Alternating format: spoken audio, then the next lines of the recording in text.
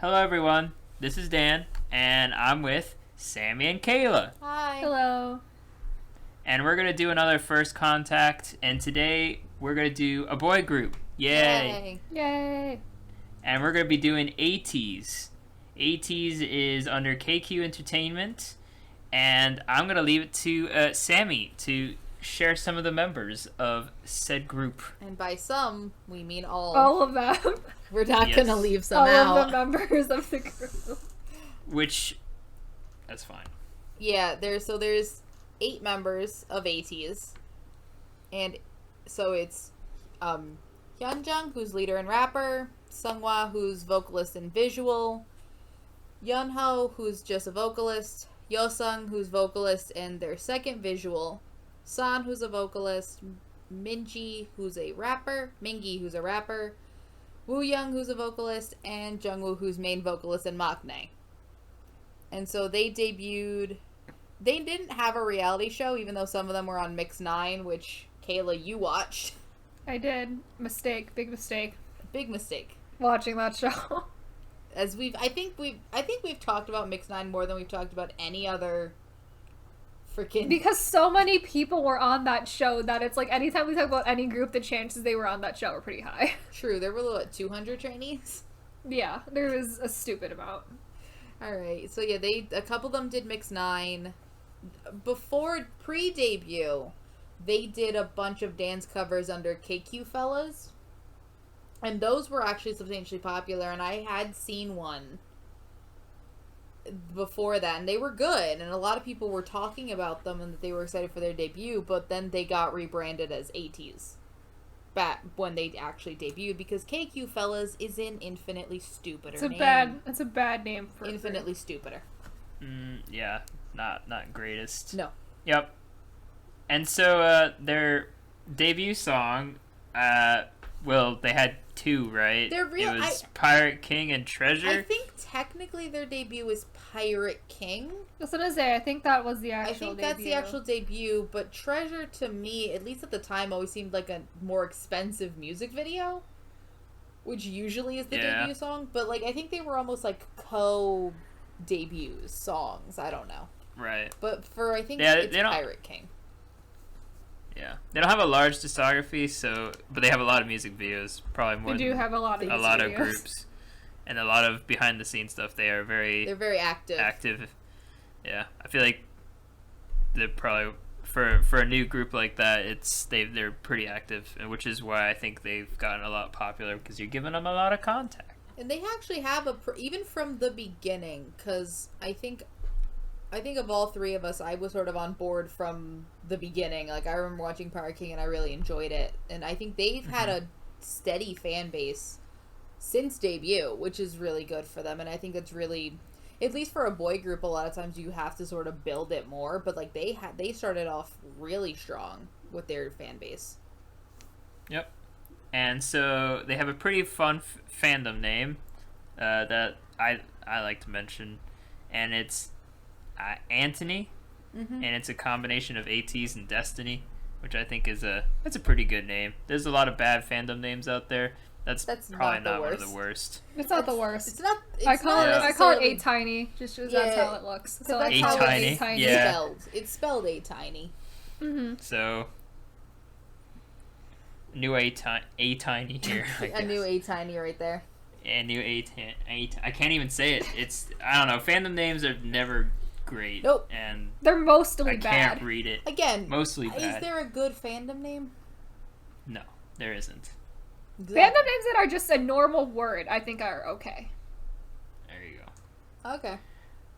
Well, they have a pretty small discography, but it's packed with some good songs. I feel for all their music kind of falls into a certain style, and if you like one song. Yeah, if you like one song, you'll like everything. That's kind of how... big, epic sounding songs, which are just that just don't let up. They're a constant, they're like a constant run. Bangers, as They're Lucas would call them. Bangers, yes. Only. Bangers This is Bangers only. Which I really enjoy.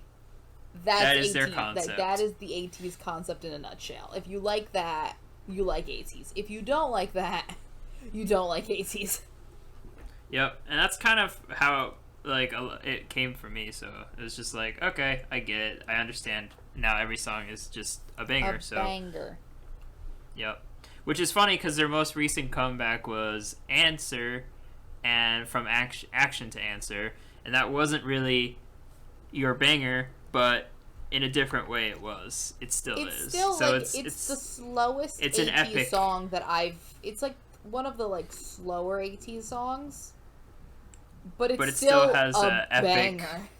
It's an epic. I would still not call it like slow or a ballad. Oh Right, yeah, or it's a not ballad. a It's slow not a song. ballad. No. But it's as like slow as Ateez I think has gotten so That's far. probably yeah. Yep. And this is kind of the end of that whole era, and now they're moving on. Yeah, they're gonna have a comeback coming up soon. Yep. Yeah. Zero Fever Part 1. On the 29th. So I'm excited for on the July 29th. 29th, guys. This is why we're doing this episode.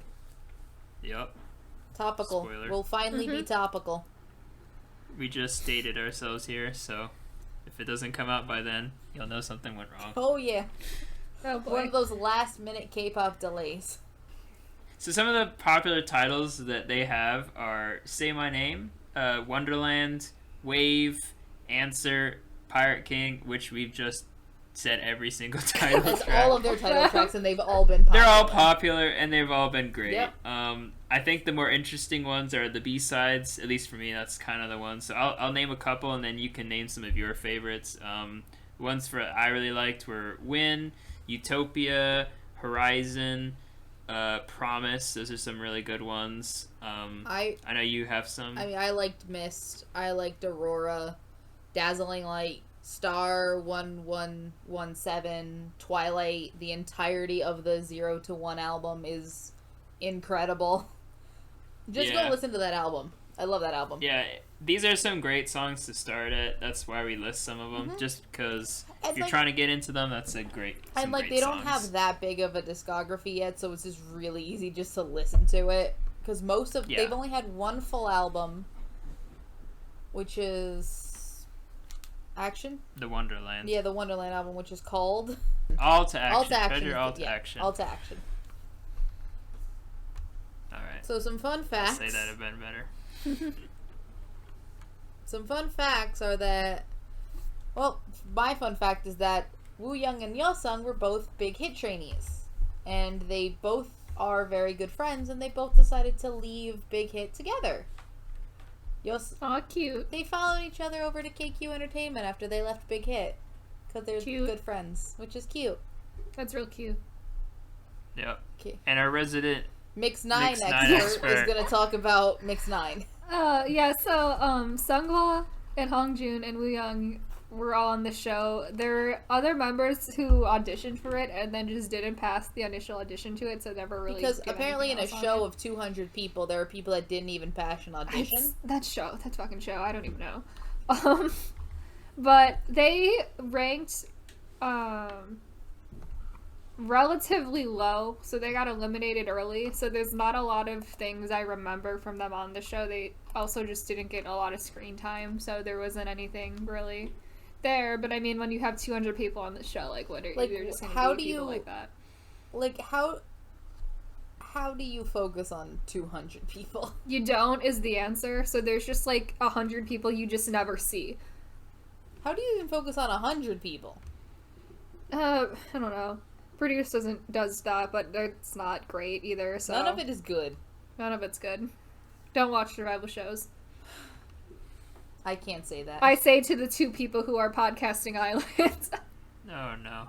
Alright, and so those are some fun facts, and I think we'll just switch over to some of the first contact experiences we had. I'll start. The first time I ever saw Ateez was actually in YouTube Recommended, and this was really, really early on. This is when I was just starting to listen to K-pop, and I was like K-pop actively baby. I'm the biggest baby. And so I had like 10 songs that I listened to, and so they were all big groups, and Ateez was a rising one on YouTube, so Say My Name came up on there, and I was like, oh, I'll listen to it. and I shared it with anyone that I was like remotely interested in K-pop. I'd be like, hey, check out this one and see if you like it as well. And they really liked it as well. It was my brother and my best friend Kyle. So I was like, oh, look at that. I got people already into a song that just came out. So that was really cool for me. And that was it. That was pretty much, like, I heard about them. I listened to Say My Name, and exclusively that. I went and looked at some of their other, like US tour stuff that they did. Like, I know they were on the Fine Bros, and they did a reaction thing to music and to their own songs and stuff, but I didn't really follow them all too that much other than that, so it was kind of like a slow start for me. What about you, Sammy? So by the time that Ateez had come out, I was well into K-pop. And so I sort of I was following whatever was coming out, and I just heard about, oh, this boy group is debuting. And I'm like, cool, another boy group debut. Fun. And then I had Pirate King recommended because it was their debut song. And I watched it, and I really enjoyed it. It was actually it was 2018, so it was one of my favorite K-pop debuts of that year. Probably. Like, I would put them up there, and it was, like, right at the end of the year, so it's, like, I really liked it, and sort of I kept following them from there. So, like, sort of it was just learning them from there, sort of just from they debuted, and then I went back and watched a bit of, like, the KQ Fellas stuff, which I hadn't realized that was the same group, because I remember seeing a couple of those dance covers before, but not fully realizing that was going to be a group that was going to debut as it was. Because a lot of times, trainees just do things together and then they don't end up debuting all together. But, I don't know, I just sort of went from there, and I've been listening and liking Ateez ever since. I wouldn't have said I made myself like a super big fan. It wasn't the knee slapping moment, but it was, I did enjoy it. What about you, Kayla? What was the first time you ever listened to Ateez? Heard about Ateez? Yeah, so I like Ateez probably the least of everyone here, but I just remember, because I was also well into K-pop by the time Ateez debuted, and I just saw them popping up on like Instagram or like Twitter and all other places I would look on K-pop stuff, and they got compared to BTS a lot as like they're going to be the next really big K-pop group or whatever. Because that never goes wrong, comparing. Because that's just like a thing that the media, BTS. That's like what the media does, and it's just whatever. Everyone's stupid. The next BTS. Yeah, but so that was back in like Pirate King like debut era, Ateez. But so I'm personally not a big fan of the Ateez music style, so this like bangers only like really intense Concept. style that Ateez has music wise, it's like just not my favorite thing anymore, so that's why I'm like not so much into their music as much. I tend to really like their songs that are less of that, so I really like Answer, and I really like Wave, and I really like Illusion, because those are like the songs that are definitely not as like intense and like as the bangers much of a banger. Genre of music. It's it's a soft banger. Soft bangers, yeah. Kayla likes the soft bangers. Mm-hmm. The epics. Yes. Yeah, and I guess that kind of perfectly leads into that final knee slapping moment for you. So for me, it actually took a long while, because again, this was still really early on, so I was like, all right, Say My Name. That's like one of the 10 tracks I know that I like. It was like that, and like a bunch of B-sides from BTS, mostly, and a few title tracks from them, and that was it. It was kind of like one other boy group, yay, and then like Twice and like Blackpink. It was like that levels of basic. So Dan was a K-pop newbie to the definition of what that. It was. Yes. It was pretty bad. So that was cool that I had at least one song that I like was different from the rest.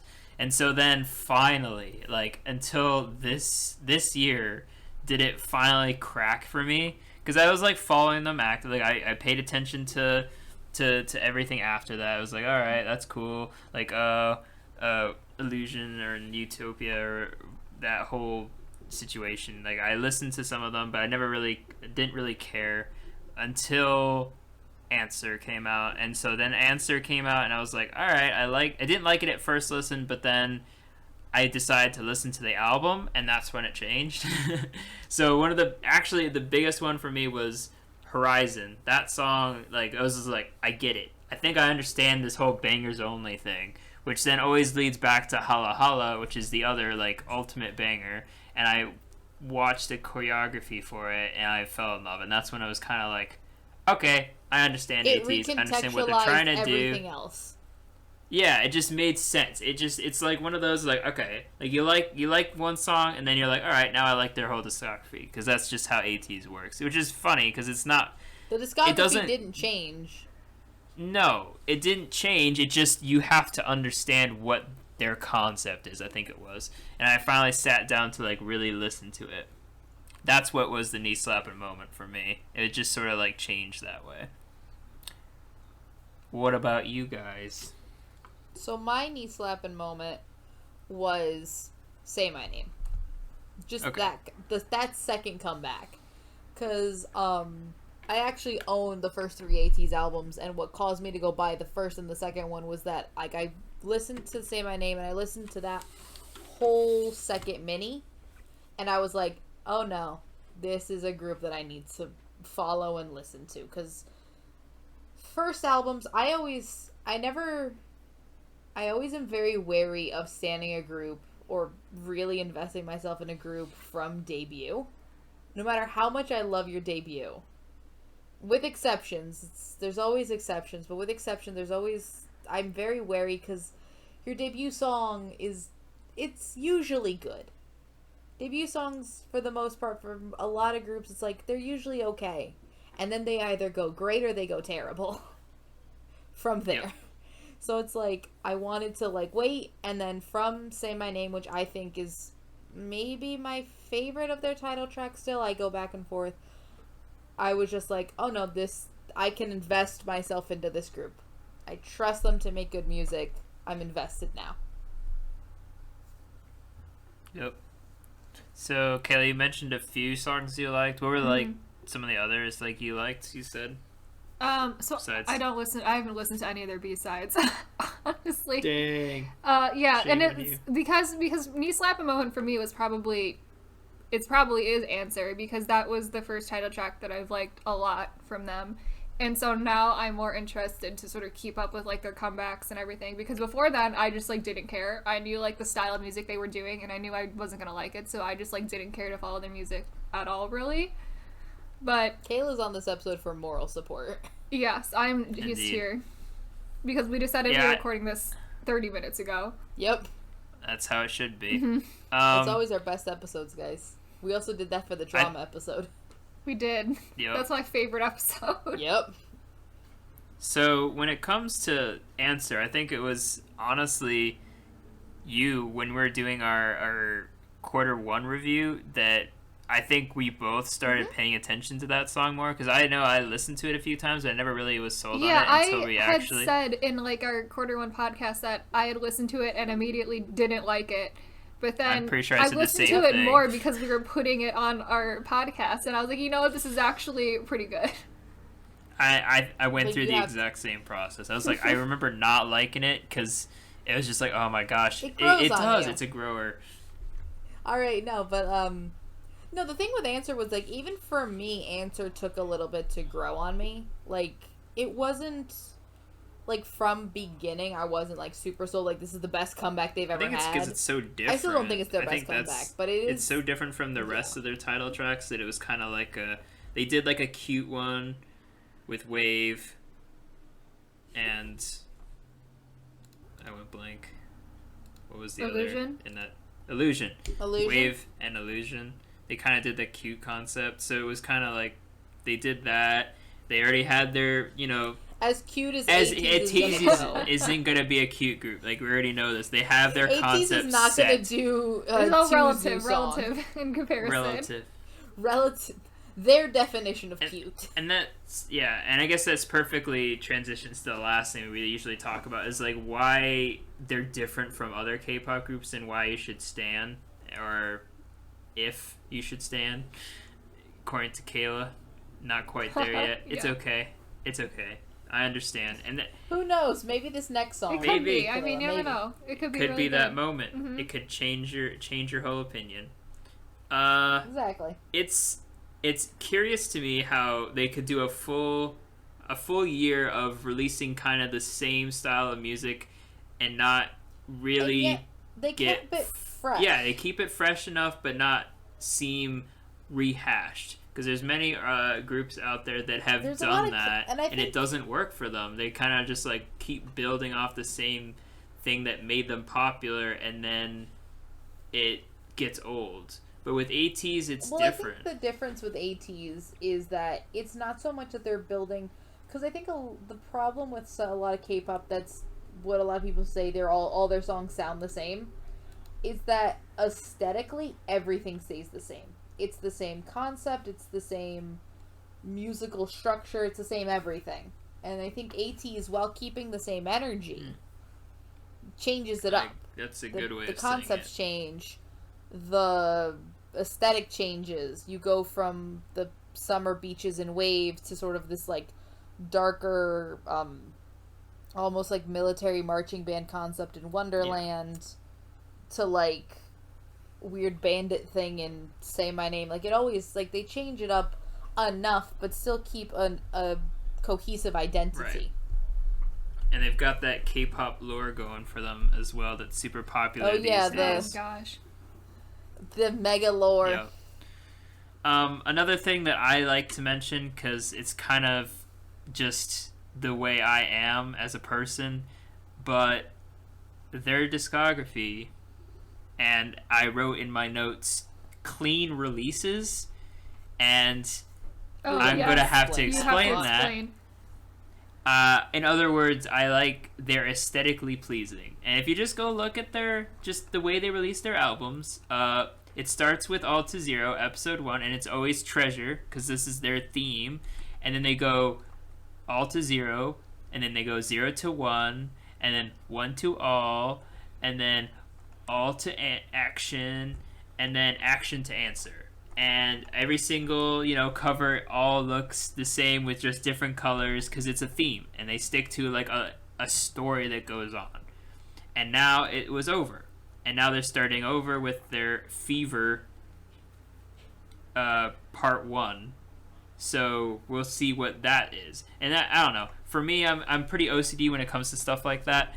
And it just immediately is just like, oh, it's, like, very clean and very neatly released, and they freaking released tons of music, and this is all like in a year, which is kind of crazy if you think about it. For most K-pop groups that release like that much, on top of that with a Japanese release and like a whole like remake, like special versions of songs as well, like remixes and stuff.